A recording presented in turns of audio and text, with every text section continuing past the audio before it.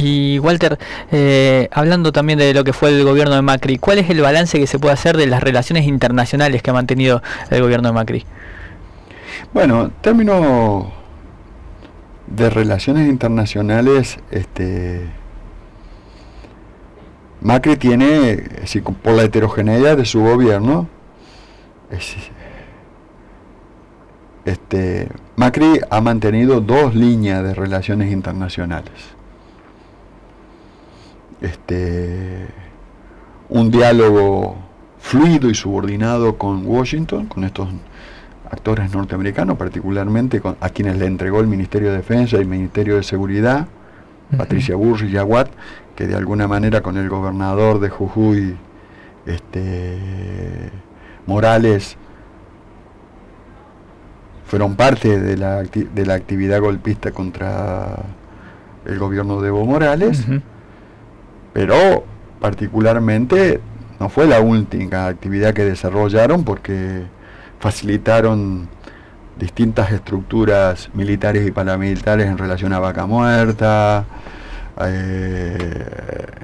a los yacimientos de agua dulce, al litio del norte, porque Morales está pensando en sus propios negocios del litio. Lo que pasa es que el 63% del litio está del lado boliviano, pero sumando lo de Chile y lo de Argentina, tenemos el litio, el 70% del litio mundial en Sudamérica. Y estamos hablando del mineral que hace a las nuevas tecnologías de la información y la comunicación.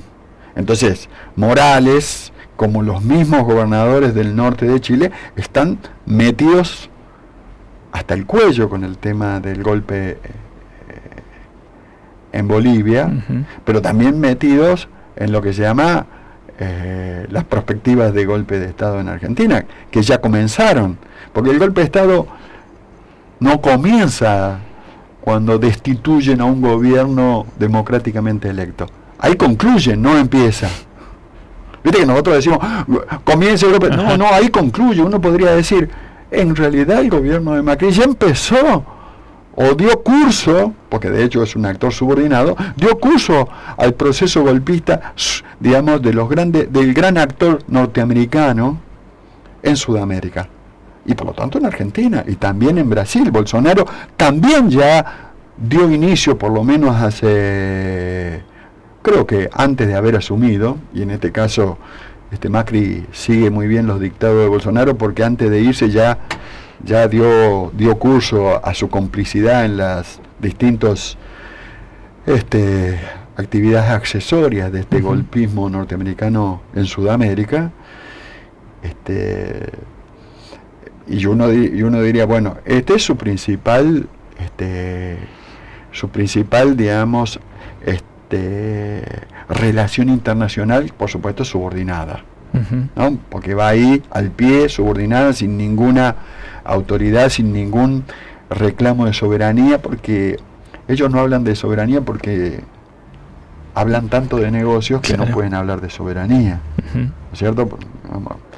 Pero bueno, y en el caso de otro actor internacional, Macri tiene unas relaciones muy fluidas con China, particularmente con la China financiera y global de Hong Kong. Institucionalmente dialoga con la China de Pekín, pero históricamente la familia Macri ha tenido relaciones de inversión concretas, contundentes y fluidas en el área de negocios de los grandes actores financieros globales. Entonces, incluso creo que están formando parte de este ciclo golpista que uno sintetizaría en Bolivia, pero es sudamericano, pensando en cómo garantizar sus negocios logrados y ampliar, es decir, mal habidos pero logrados, y ampliar en el futuro, digamos, inmediato, ni bien sea el 11 de diciembre, sus negocios mal habidos pero logrados. Es decir, están pensando en eso, y por eso están pensando en los condicionamientos. Lo que pasa es que en términos internacionales, los grandes actores no financieros eso que llamamos el BRICS por un lado, y eso que nombramos como Francisco, el Papa Francisco, ese diálogo de civilizaciones a partir de lo filosófico religioso, que se manifestó como movimiento contra el golpe sudamericano en el Sínodo de la Amazonía, que concluyó hace 15 días, menos de 15 días. Esos actores hoy tienen una capacidad de inserción y de movilización de toda la patria grande suramericana y latinoamericana, que realmente no solamente van a ser dificultoso de que el golpe de Estado sudamericano desde Norteamérica se pueda desarrollar y consolidar, sino que están en una muy buena situación de ayudando a los pueblos y gobiernos suramericanos, esos gobiernos populares suramericanos, a que no solamente que puedan contrarrestar las políticas golpistas de estas oligarquías locales asociadas a Norteamérica, sino que incluso puedan revertirlas e implementar políticas propias nuevamente. Sí, Walter, para concluir le quiero consultar por Alberto Fernández. Los primeros movimientos en política internacional, los primeros diálogos que ha tenido son muy fuertes con los integrantes del Grupo de Puebla, sobre todo, y cómo evalúa que puede ser su gobierno y las diferencias que encuentra con lo que ha sido el gobierno de Macri. Bueno, primero lo que se muestra en las primeras actividades del presidente electo, electo Fernández, Alberto Fernández, es un cambio total respecto de lo que nosotros hemos observado con Macri, en términos de los alineamientos internacionales, pero no solamente de los alineamientos internacionales, que tiene un diálogo con la más grande heterogeneidad de actores internacionales, sino que tiene un diálogo incluso con características mucho más desde un posicionamiento nacional, soberano, pero para lo cual le dio prioridad a ese diálogo con México, ese diálogo con Brasil a partir de Lula y lo que pudiera existir, digamos, con el vicepresidente Murao en Brasil, y no solamente con estos dos grandes países, sino también con Perú, con Chile, con Paraguay, y no solamente con Lugo, pero principalmente con Lugo. Entonces, estamos viendo en el presidente electo Alberto Fernández, primero, una capacidad de diálogo, pero en realidad una verdadera capacidad política internacional, donde empieza a dialogar como presidente de la nación y no como alto gerente propietario de un grupo económico financiero que, digamos, que cuando no está de vacaciones está de paseo por el gobierno, ¿no es cierto?, por la Casa Rosada, es decir, que es lo que asistimos nosotros, porque en realidad ha tenido poca política nacional en todo el amplio sentido: educación, salud, producción, industria, ciencia y tecnología, nada, solo negocios para el círculo rojo, ¿no? Y ceder. Entonces, en un primer momento hay características diametralmente opuestas, primero porque en un lado tenemos un cuadro político de primer nivel y en otro lado uno no podría decir, digamos, que creo que si nosotros decimos Macri ha sido un alto gerente de un grupo financiero local, digamos, que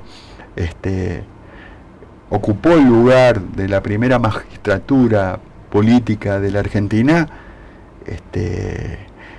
tratando de convertir a la presidencia nación en la alta gerencia de los negocios del círculo rojo.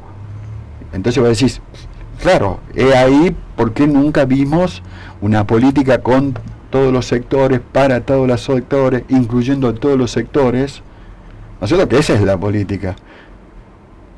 Digamos, estas características que todos, eso que grafica a alguien acerca, digamos, que seguramente debe haber nacido en Jesús María, por eso hablaba del domador de reposera, esa cuestión de hablar de una persona que en más de un 60% del tiempo dijo que estaba de vacaciones, pero en el otro 40% leía lo que escribía su jefe de gabinete. Estamos frente a la realidad de lo que significa un gobierno controlado por los dueños del gran capital. Porque muy distinto sería si ahí hubiera presencia de los pequeños y medianos empresarios o de las grandes organizaciones sindicales, es decir, trabajando. ¿Por qué? Porque son actores nacionales y saben que la política nacional es la economía nacional. Entonces, todos los actores del empresariado nacional y del trabajo nacional saben que una política nacional inmediatamente es economía nacional y cultura nacional y estrategia nacional. Una estrategia que incluso no puede dejar de lado la Antártida. Y ustedes saben, porque lo repitió hasta el atasco, Macri dice que la Patagonia es un gran espacio vacío, que no sabe él por qué la Argentina insiste tanto en términos de reclamar soberanía sobre Antártida, Malvinas y Patagonia Sur. Entonces, digo esto porque si uno piensa con detenimiento, casi no habría por qué explicar por qué con el gobierno de Macri en realidad se destruyó todo lo que se destruyó y se mató a tanta gente. Porque digo, cuando uno facilita pérdida de ingresos a los adultos mayores, que por estar obligado a discontinuar la compra de sus medicamentos o de asistir a los centros de salud porque cierran o porque se desfinancian, y que estos mueran, es decir, si eso no guarda, digamos, si no roza el asesinato, es decir, en el sentido, porque ahí vos no podés alegar desconocimiento. Vos no podés alegar desconocimiento en personas de más de 70 años que tienen determinadas características, determinadas enfermedades que si no pueden tener acceso, van a morir. Vos no podés alegar desconocimiento y no relación directa de compromiso. Digo, me parece que es un tema para especialistas más especialistas que yo, pero es importante asociar estas cosas, porque digo, actúa sin ninguna humanidad, sin ningún compromiso con el ser humano. Es decir, sigue actuando como timbero de las grandes finanzas y de los grandes negocios financieros, que dólar que le entra, dólar que va a un paraíso fiscal. Digo, solo personas como esa, pueden entender la vida humana como un simple dato estadístico y no como compromiso social y humano, ¿no? Porque cuesta, la pregunta que es, cuesta mucho, porque se enlaza, es decir, son dos universos de sentidos y de principio totalmente distintos. El que encarna, por ejemplo, Alberto Fernández, Cristina de Kirchner, incluso el alfonsinismo, el viejo alfonsinismo, incluso parte del socialismo, incluso sectores de los partidos conservadores populares en la Argentina, ¿no? Los partidos demócratas y bloquistas, que que pueden ser pro mercado, pero nunca han caído, digamos, en ese lugar tan bajo que significa que en el altar del Dios dinero sacrifican la vida humana. Digo, esto creo que jamás lo hemos visto. Lo rozamos a fines del 99 y principios del 2000-2001. Que creo que fue la primera vez que rozamos una situación de este tipo. Pero ahora lo vivimos como política de gobierno. Bueno, Walter, quiero agradecerte mucho por la claridad y por tu tiempo, y esperemos verte pronto de nuevo acá en otro de estos encuentros. Por supuesto. Yo le agradecido a ustedes por la invitación y por siempre invitar y recibirnos con los brazos abiertos, que uno siempre lo agradece. Muchísimas gracias. Bueno, nosotros nos volvemos a encontrar en la próxima entrevista a conclusión. Muchas gracias a ustedes.